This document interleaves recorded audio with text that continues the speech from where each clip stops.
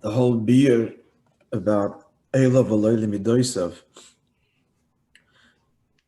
Lifi Maisai Ani Nikra. So this was a whole beer in order to appreciate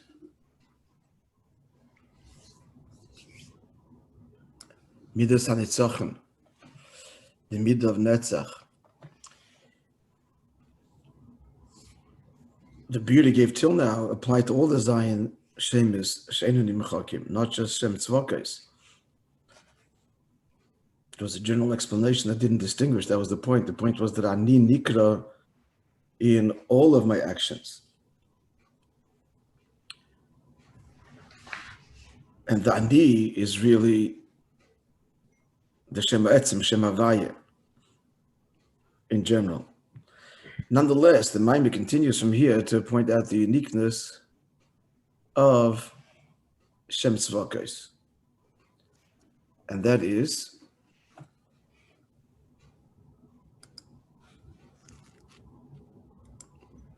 that Shem Tzvokos, the Midas HaNetzach, Shem Tzvokos, as the Kabbalah it tells us in the Sefer Torah. What was it, Torah from Yosef Gilanti? Doesn't actually bring it here. Maybe he did earlier. Stam he did.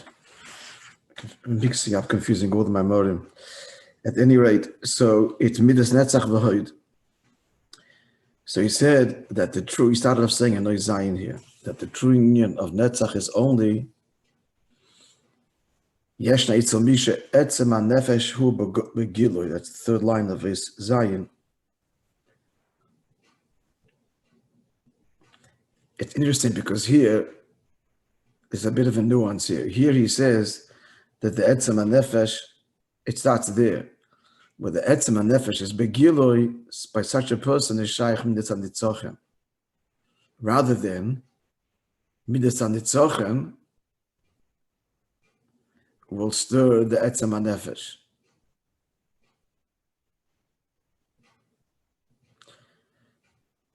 It's both ways, but it really starts with Etzem HaNefesh. It's only when it's Negeya Be'etzem that true Midas HaNitzochem at all costs, victory at all costs, and no compromise is employed. If it's not Negeya Be'etzem HaNefesh, then there's no Midas HaNitzochem. Then there's compromise. If it's Negeya only to Seichel, that's where it starts. An intellectual pursuit, an intellectual war, meaning a war in order to gain resources. And there's a limit. That's why the greater the Godel, the more the Midas HaNitzach, and the greater the Godel by Godel, he means here, the deeper the person is living, the more in touch he is within that Etzem HaNefesh. And the cotton operates consciously on much lower levels, sensual levels, experiential levels, immediate emotional levels, emotional responses to everything. A deeper person is intellectual response. And then there's the Emes Godel, who lives connected with an expressive of his very etzem, and the only one that really lives that way is the Melech. Paradoxically, Dafka, because the Melech, his whole identity is not himself and the people, that kind of relationship is only possible at the etzem and nefesh level. Hence the paradox of the Melech. On the one hand is Nasus, on the other hand complete bittul. Both are hallmarks of sovereignty, of true Malchus. Complete bittul, because his whole Metzias is not an individual but the people. And his Nasus, complete his Nasus, because at what level can he be one with the people? Not emotionally, not intellectually, and not at the level of Maisa, although paradoxically, yes. But that's just external expression of Be'etzem. Neshama Klodis, the true king, is the embodiment of the people at the very core level, manifesting therefore in the intellectually and emotionally. Melech is Moyach, Lev, Kovid, brain, heart, liver, the primary organs of the body, with their unique functions. But deeper than all of that is the Kesed Malchus itself, which is the core essence of the king, at which level he is one with everyone. It's at the essence level, we are one. So the king is ultimate, it's not just an ultimate bittul, he's a true melech. And this levels in melech, the ultimate one being melech HaMashiach, but David the melech already, Shaul the melech, all the legitimate kings, to one degree or another, embody these properties. Certainly David the melech. I am but nothing but worms. And yet he was the Isnasus. So this inyan of Etzem HaNefesh, therefore the true inyan of Midas HaNitzochen, which is all or nothing, and Mesidas Nefesh, complete Mesidas Nefesh, the king himself standing in the throes of battle, giving up his life if necessary, and before that, opening all of the treasures, that's truly Shaykh only in its purest form by the Melech, the ultimate Godel, the one who holds his whole identity, is the deepest part of the neshama, the Etzem HaNefesh. Okay, that's a general deal. Let's continue now where we were up to, which was yeah?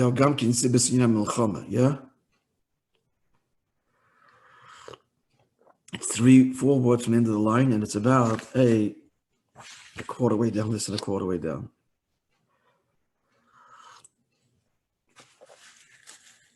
You have it? Yes? And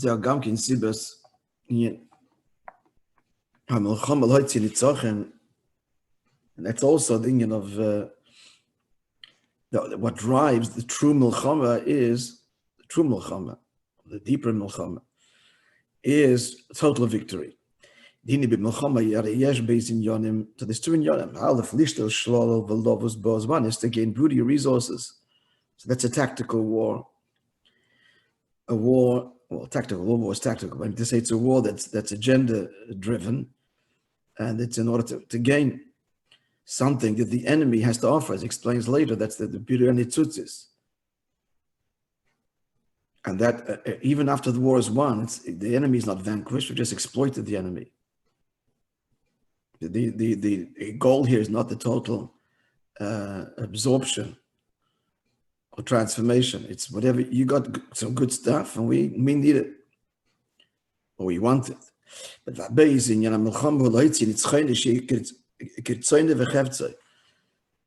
second one is not about your maila, but about my rotzen, the will of the melech. Now, what stirs that? There is something that can stir that, and that is a menagid, that's some kiyum of the king, of the Medina, and that requires total victory. And total victory means hisapchet, they become absorbed within the realm, and the enemy becomes your ally. Now we see this with Net Yisrael, which is why this is Begashmis Net Yisrael, what's happening, the kind of milchamas required are reflective of the milchama ruchni we're talking about now, out of Bias HaMashiach. The enemy wants the obliteration. So a compromise, as the Rebbe endlessly said, and we see, only fuels that hope. So what's required is no compromise at all, complete victory in that sense. And ultimately, the victory is going to be when the enemy becomes your ally. And how will that happen? When you don't compromise. When you stand your atmistic ground. And there's no to the degree of total Mesidas Nefesh, there's no compromise. And we're seeing that now, lining up to make friends with Israel, despite ourselves. But this is really the etzem of that coming milchama. It's an existential war. It's an war for survival.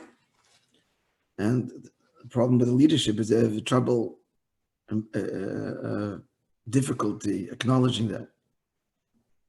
That's about your very existence is at stake here. Who are you? What are you? And their articulated, has been anyway, desire is to wipe you off the map. Not that it's a secret, ever has been. So this requires ultimately the high in Nitzochen. Begashmis, and that's Avadin Abaruchnis. And so Zeo Ikam Commission of Vaich Hakad Morem Tzoi Barucha, as the Rebbe explains at length.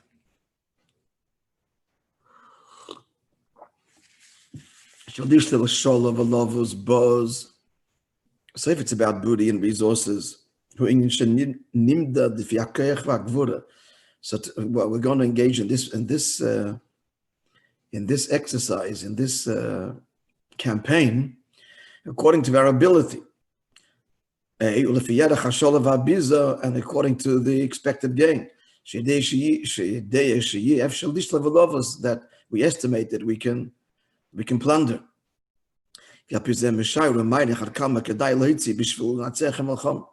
So in the war room, there's a whole cheshbon of what's the value here? How much are we going to invest in order to achieve the projected profit? And who can do that?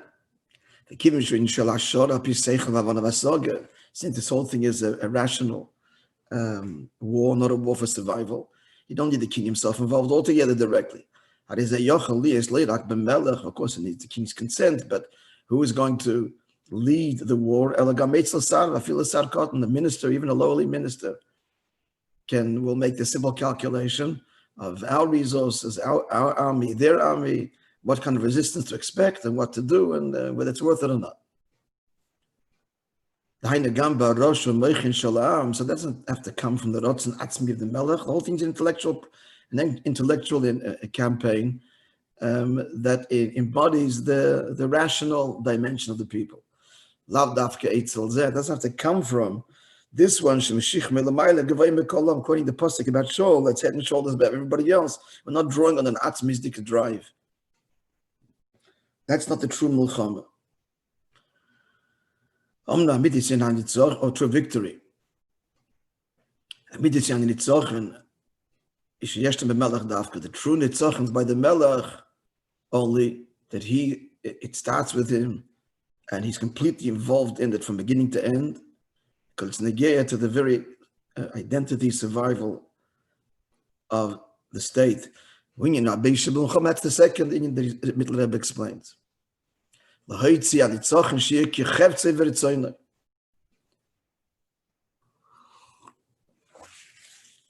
the king's will that's threatened here, that has to be manifest. The meaning is his existence. Meaning, this should call the Rebbe is emphasizing the point that everything should be according to his will. He's bringing out that mitzad the etzem, every detail is nagim. Mitzad the kavan of dira b'tachteinim.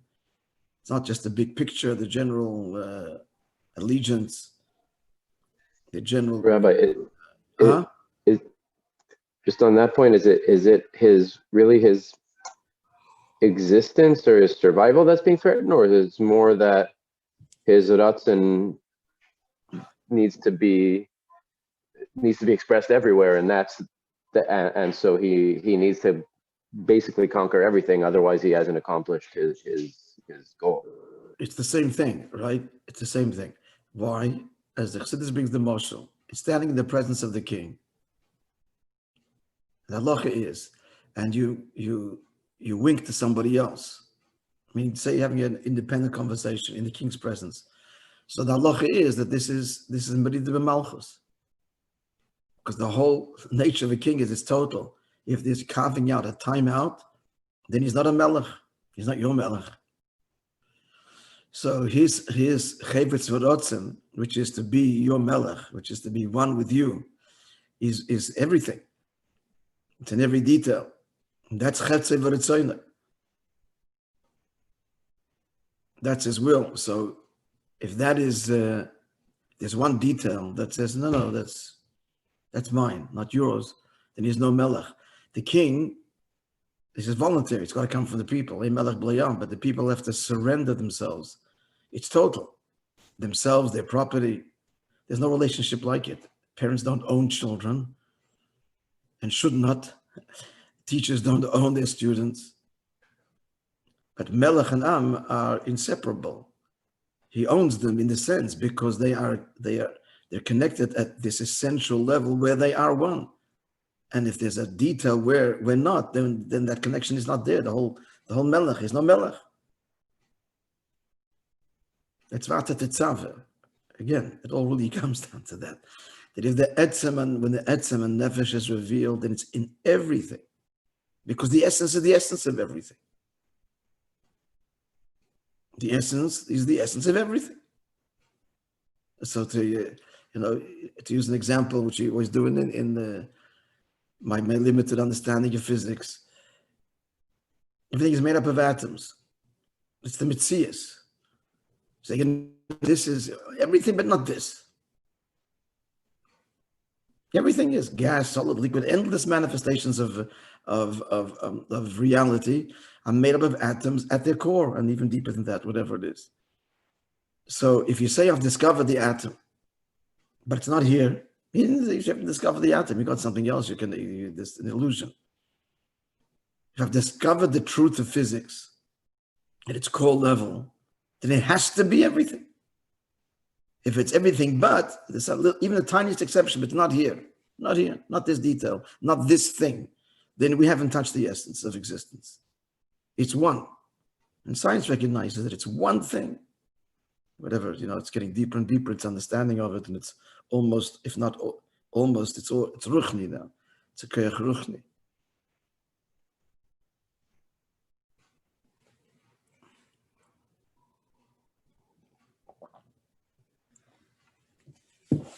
Yeah.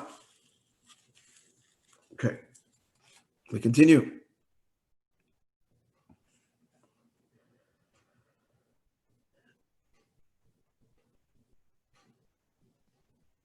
V'hainu she'inyan zeh, that this inyan, shekol dovi yekechevtze v'ritzoynoi, that everything must be according to his will. What sparks that? We're just saying that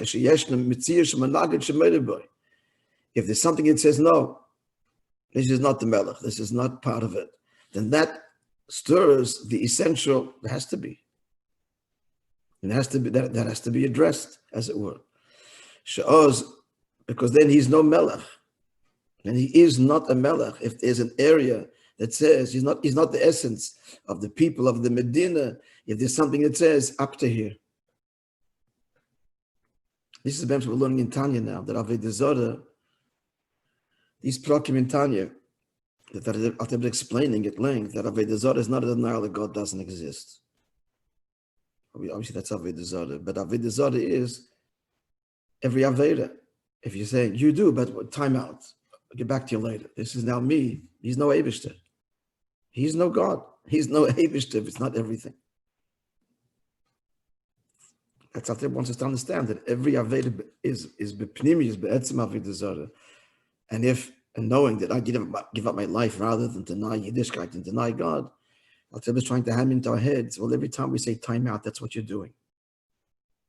You're saying, you're not. I'll decide who you are, when you are, and how you are.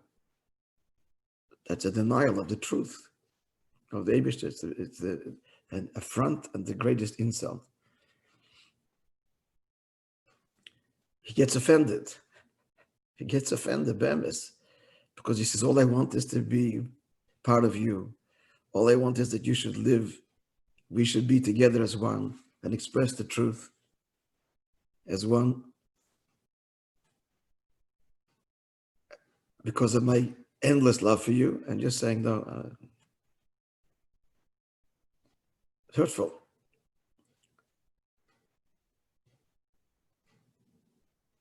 So continuing I'm not being facetious. I mean, there's Shechin is begolus and cries out. It's a famous midrashim, but the Rebbe says, "Woe to my head, woe unto me," is wailing. Kali li miroshi, my head aches, my heart aches.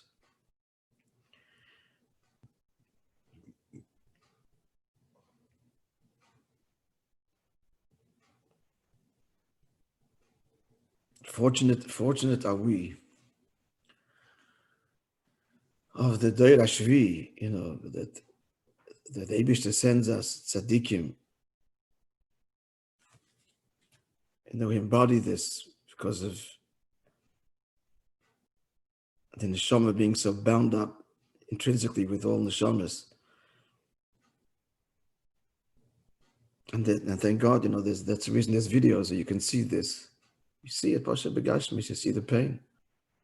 The Rebbe's pain of Jewish suffering and the pain of the Shechin and Golos, the pain of the Golos extending.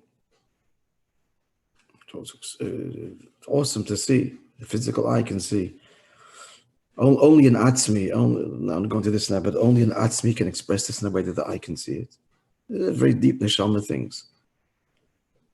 But by the Rebbe, there's more than Pnimius, it's the Etzem. So the Etzem, Pnimius doesn't manifest externally. Very difficult. It's in the slightest gesture and nuance, and we wouldn't pick it up. But the Etzem is in everything. Ata Tetzav that manifests Begashmius, Dafke Begashmius. So we see this Begashmius in the Rebbe's, you see his tears and he talks about these things. And just the whole demeanor, the whole Zerbrochenkeit of the Rebbe on the one hand and the joy on the other hand simultaneously. As I told you, the letter which Itcher Golden wrote to Reb Zalman Serebransky in Australia in the early years. He says you can't. These are the words he used. Itcher.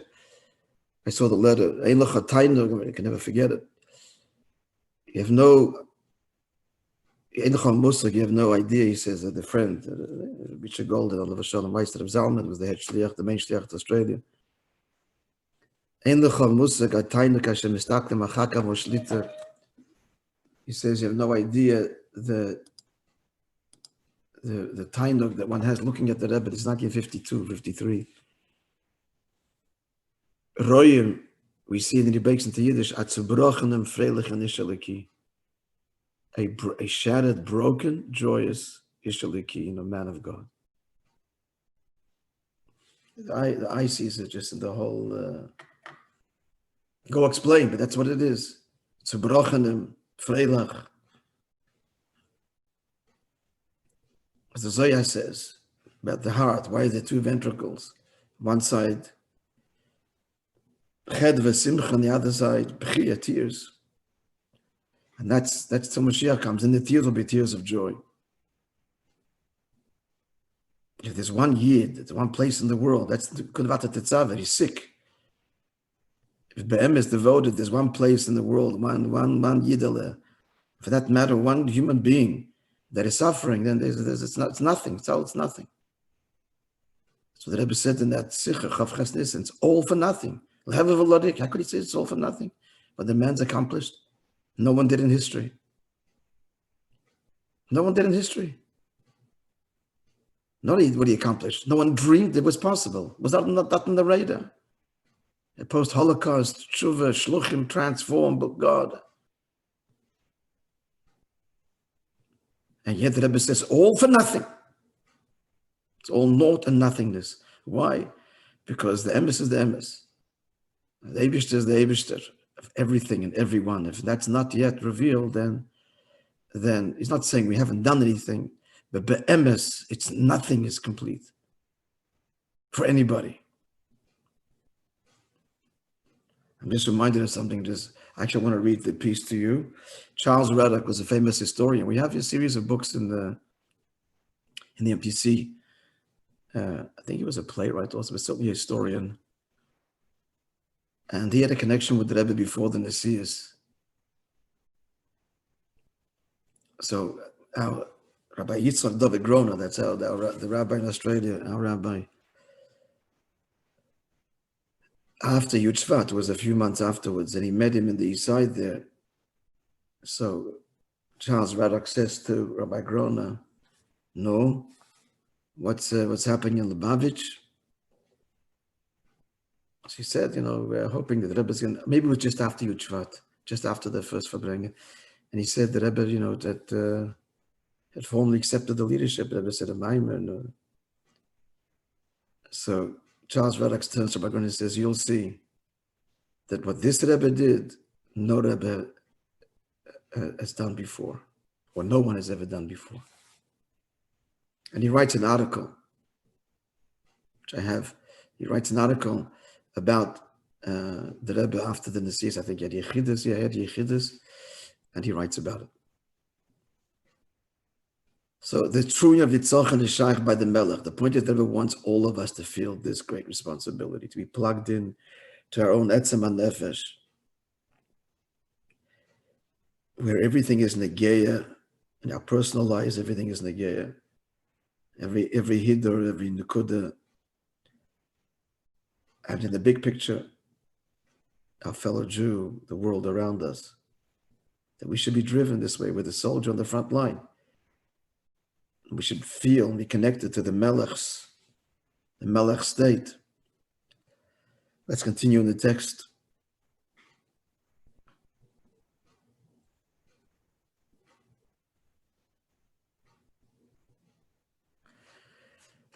So Vikiv, what to Vikiv? Yeah. Vikiv, Shakavan, it's a Melcham B'Lohitzin, it's Chaynoi, to the here, the point of Melcham is that his victory be achieved. She should be as his will. It's like that, his inner will, as the enemy is akev, then in Yiddish, he doesn't stop. Where the rational says you can't, and there's a cheshbon. These things don't stand in his way. Was called school, so much so that he squanders all of the treasures of the extraordinary Hein Yokar, the great wealth, Hanesav and Nikpats, which was gathered, and Nikpats, also a notion of gathering together, Meshach Kam Shonim, over years, generation after generation. It was never used for anything till now.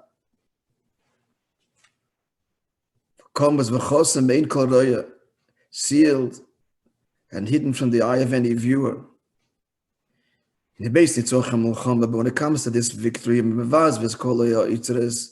he throws it all out, as it were, squanders it. The way of the treasure is, the nature is that it's not only never used, it's not squandered. It's not even shown. It's not on display.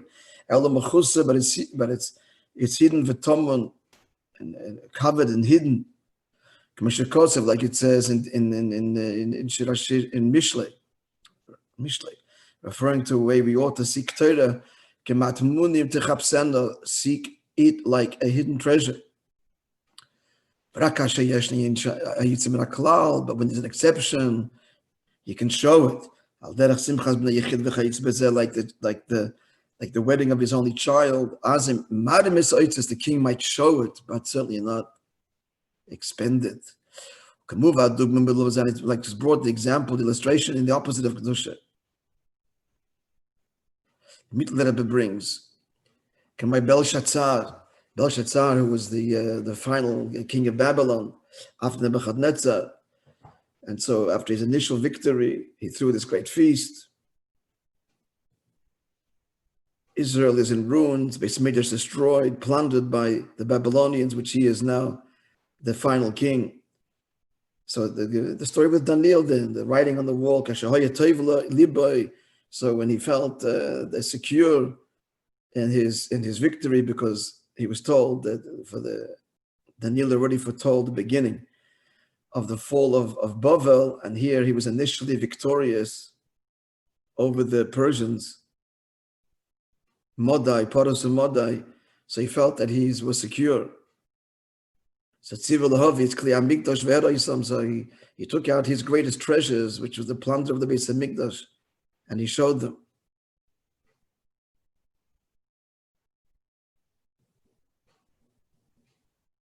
The end was, again, the writing appears on the wall, and Daniel was imprisoned.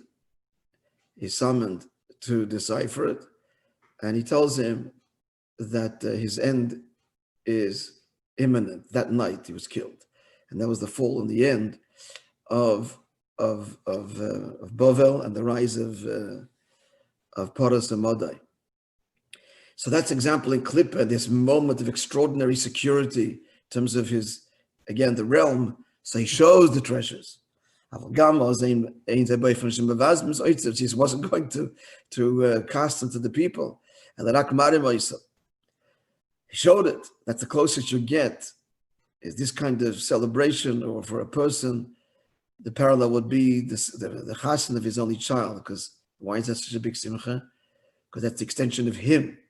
Child getting married, the next generation. So his identity continues. It's a core simcha.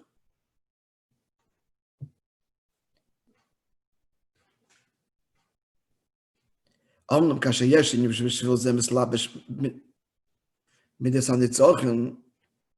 when there's something in which the true midas hanitzachon is invested, which we're talking about here, that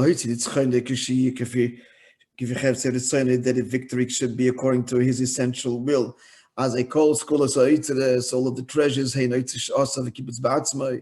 that which the king himself had amassed, and that which his forefathers had amassed and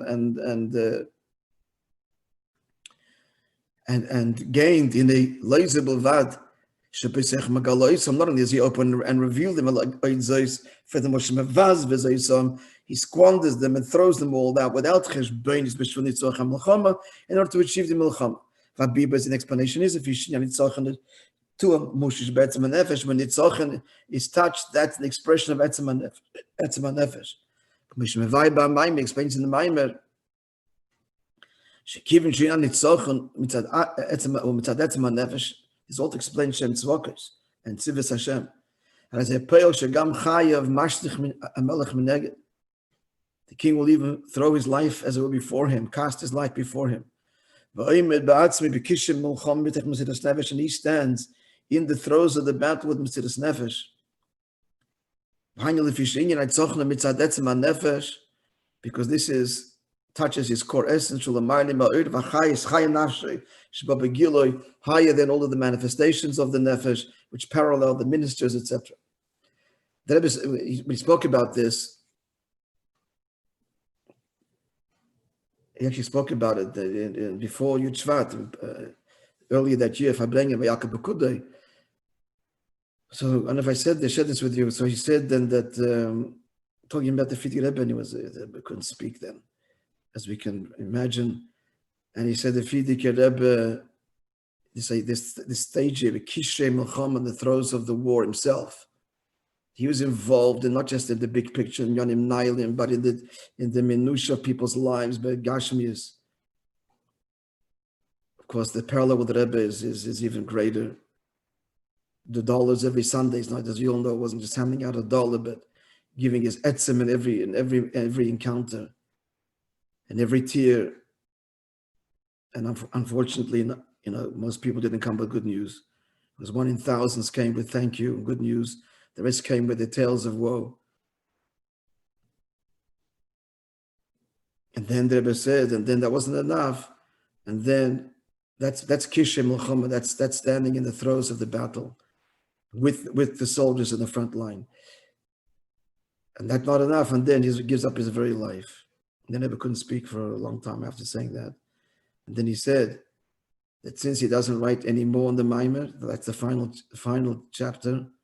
That means this is the final stage. So all what's left for us is, he says, in Yiddish, untergarteln sich, gird our loins literally, and finish the job entrusted to us that we're empowered with. And just the parallel is so striking. To be continued, Beis Hashem, tomorrow.